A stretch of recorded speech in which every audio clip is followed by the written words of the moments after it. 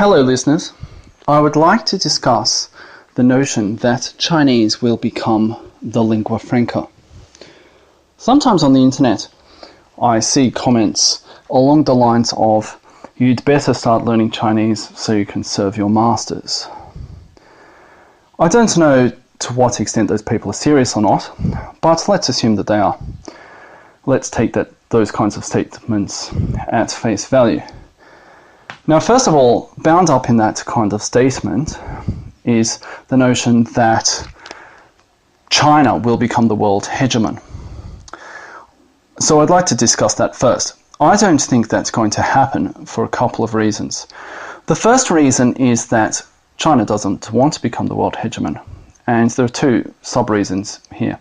The first is, I think they are currently observing the US, and they can see just how entangling, how costly, how messy it is for the US being the world hegemon, and all of the policing and so on that they must do as part of that, particularly in the Middle East. Now, I don't think the Chinese want that kind of role, and you may very well say that it's naive of them to think that they couldn't, that they could have the benefits of trade and so on without any of the costs. I agree that probably is somewhat naive, particularly with anything to do with the Middle East. I mean, that area is just a sort of a black hole of idiocy, and anyone who goes there ends up getting sucked into it. I don't think there are really any good solutions with the Middle East for anyone. I don't know that the Chinese would necessarily deal with it better than the Americans. Maybe at first they would, but I think eventually they wouldn't. But nevertheless, the Chinese do believe that that they don't want to take on that role. They may want trade, but that's all.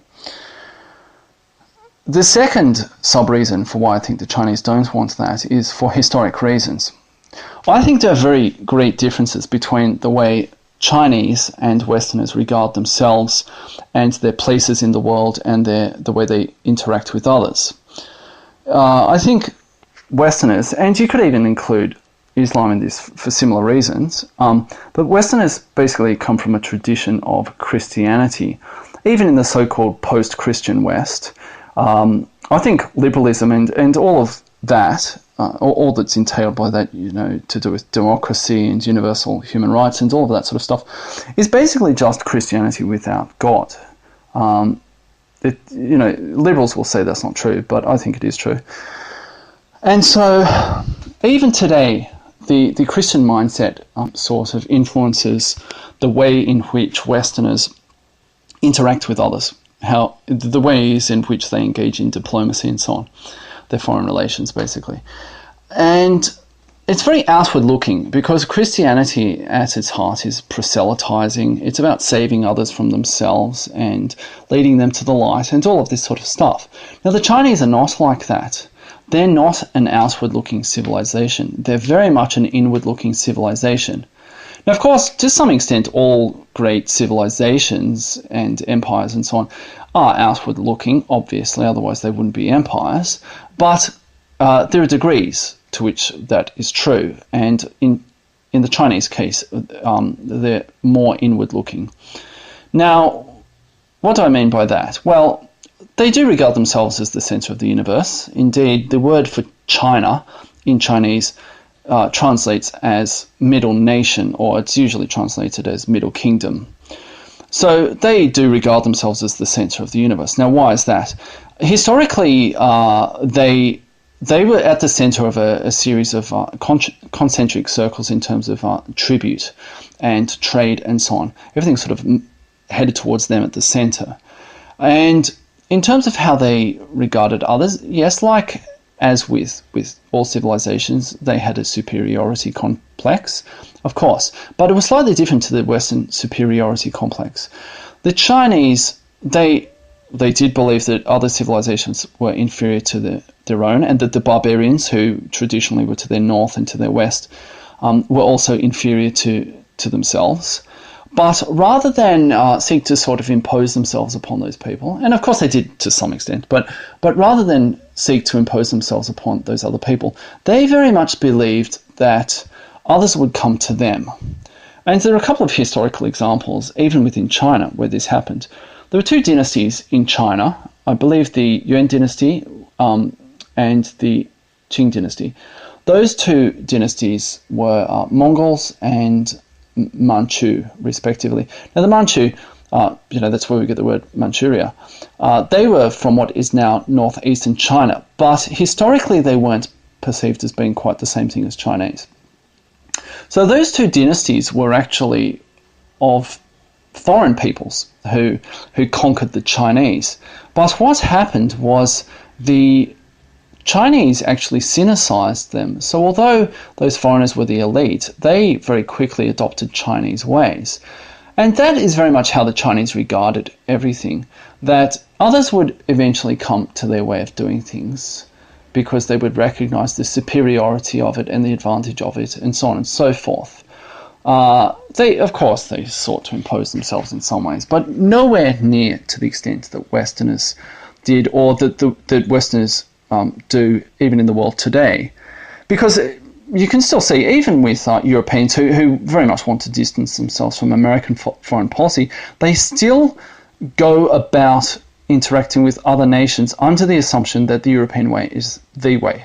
Not just the best way, but really the only way of doing things. They will say that they don't do that, but if you speak to others, they very much perceive Europeans as being like that. You can look at things like climate change and all of that kind of stuff, those issues.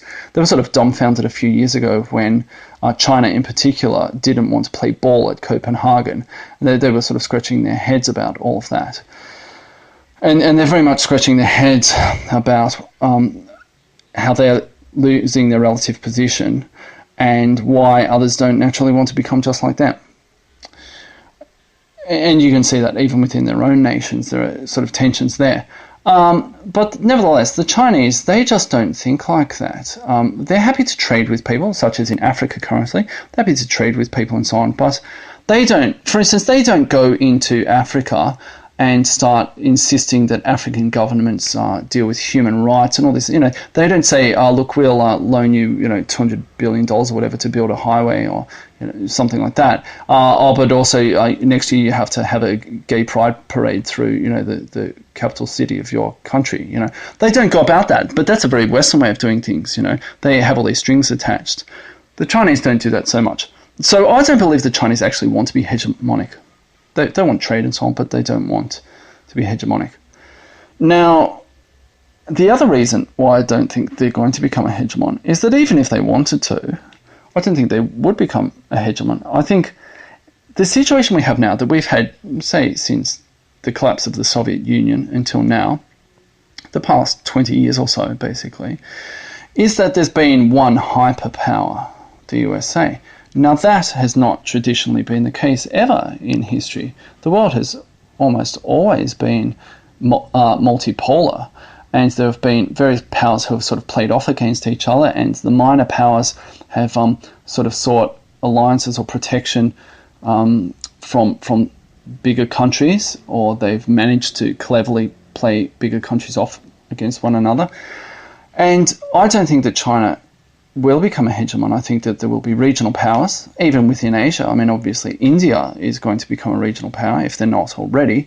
I think Japan will certainly be important still, and some other countries, probably someone like Indonesia. They're a big country with a large populace.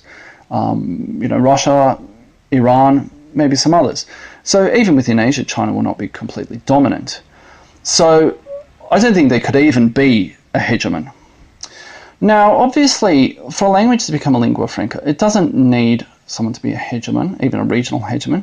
It certainly helps, but it's not entirely necessary. Sometimes there are languages that might be seen as trade languages. So, for instance, Swahili in East Africa sort of fulfilled that role as a trade language. And that's certainly a reason for a language becoming a lingua franca. I should say at this point, I don't think there actually has been a lingua franca until quite recently. I think the notion that Latin or French were lingua francas is wrong, and even English until the past few decades, because certainly in classical times, Latin, okay, was a lingua franca within the Roman Empire and maybe on its periphery, but, the Roman Empire wasn't the whole world, obviously, and likewise French was really a lingua franca within Europe, but not really beyond there. Not very much, anyway. And I think even English, until the past few decades, it hasn't really been necessary or even advantageous for lots of people to speak English. A lot of people could get by quite easily without English. It's really only been the past couple of decades where it's become very important. But nevertheless, even if we say that those other languages, say Latin or French, were once lingua francas, I think there's something about Chinese that is going to prevent it from becoming the lingua franca in the world. Now, at some points in Asian history it was, but I think that's because different conditions obtained then. People were far less literate than they are today. And I think literacy is far more important today and is probably a real disadvantage for the Chinese language. Because any language that uses an alphabet can be picked up, or at least the written form of it, can be picked up pretty quickly. English is slightly more complicated than other languages in that some of the rules of English are often ignored. There are lots of exceptions and so on, although approximately 80% of words do conform to phonics rules in English. But nevertheless, English is slightly more complicated than with some other languages where there's pretty much a one-to-one correspondence between a sound and a letter. Now, if you have that one-to-one correspondence between a sound and a letter, which is generally typical of alphabets and the languages they're used for, it means that people can become literate very quickly. Of course, they still need to learn how to spell words, but more or less you can say a word, you can spell the word, right? It's like that. So I don't think there's something sort of particular to English that makes it suitable as a lingua franca. I mean, of course, there's all this sort of the hegemony behind it, the history of hegemony, but I don't think that's necessarily fundamental to the situation. I think many other languages could become a lingua franca in the future. Any language that has an alphabet. I mean, certainly Arabic could, Spanish could, if geopolitical situations changed. I don't think that's the case with Chinese because they don't use an alphabet. And I think that really holds them back. Because to learn characters in Chinese, they're orders of magnitude more difficult than to learn words in another language, be it English or some other language that uses an alphabet. Certainly with the Roman alphabet, I think 4 strokes is the maximum number of strokes in any one letter. So they're very simple. Each letter is very simple. It's easy to learn them. The same with Cyrillic and other alphabets as well. You can learn them very quickly. That's not true of characters. There are some shortcuts you can take with characters. There are sort of elements of each character that often recur. They're called radicals in Chinese. Each character is usually assembled from pieces of those radicals, if you like. And so it's not all completely new. Each time you learn a new character, you start to recognize those themes. But nevertheless, you still need to a large extent, just memorize characters by rote. And if you ever see children learning to write characters, it's a very laborious process for them. It's very torturous. And I'm always surprised at how they actually do become literate because it's so much harder than just learning to write with an alphabet.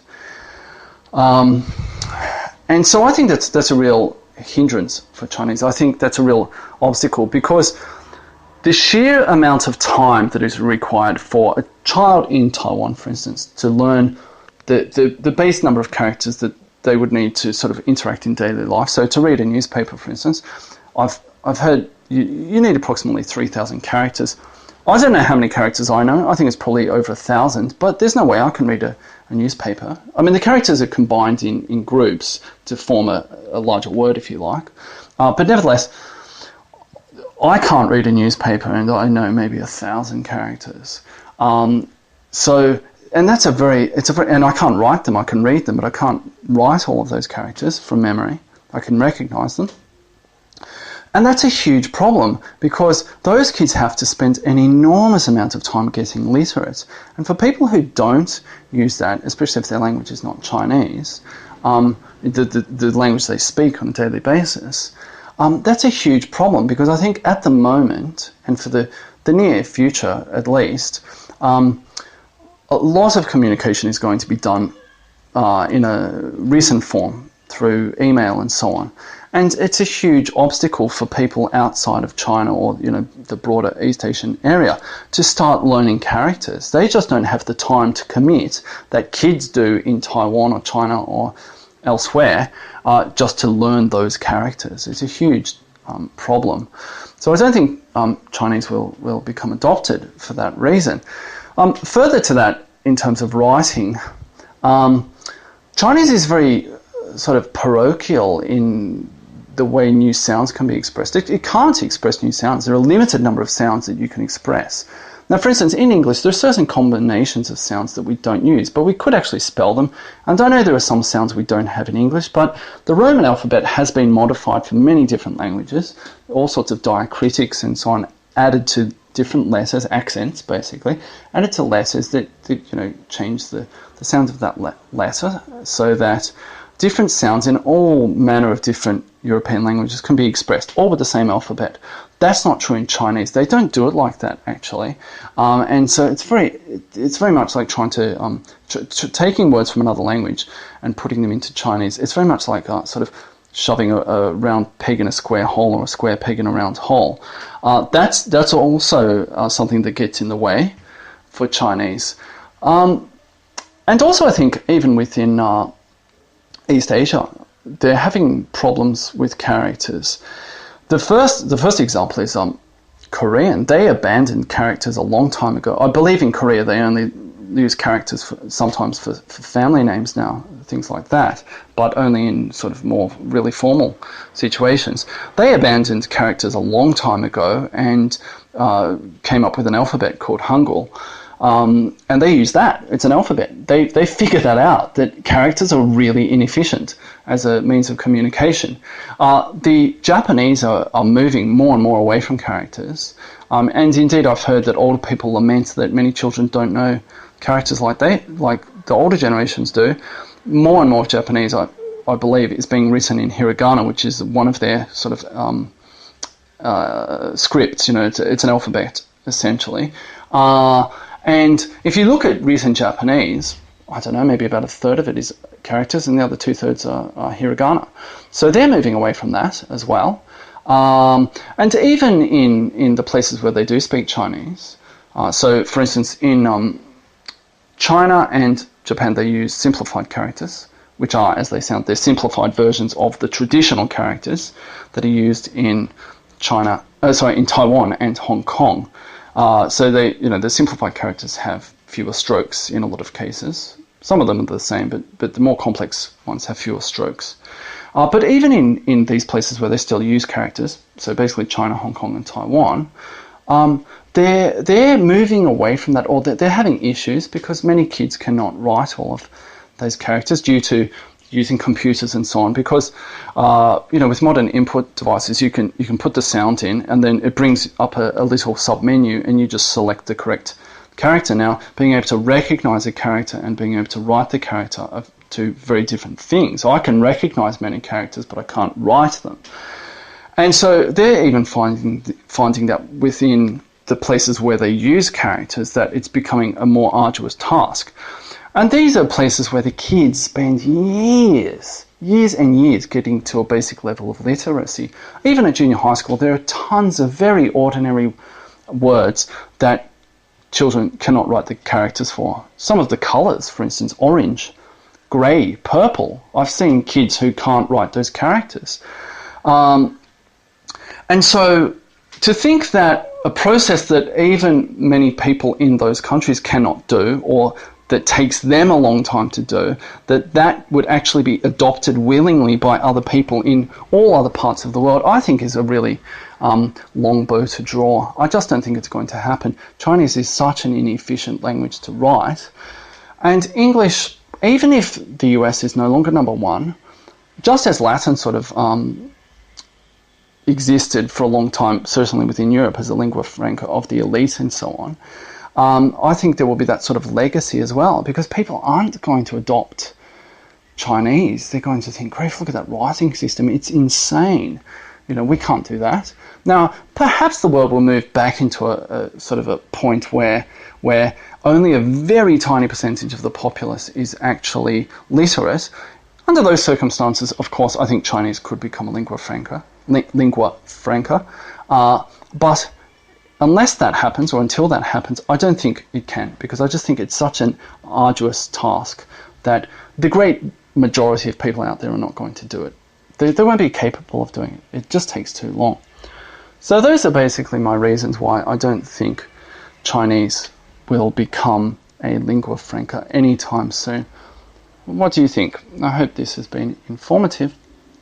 Thanks for listening.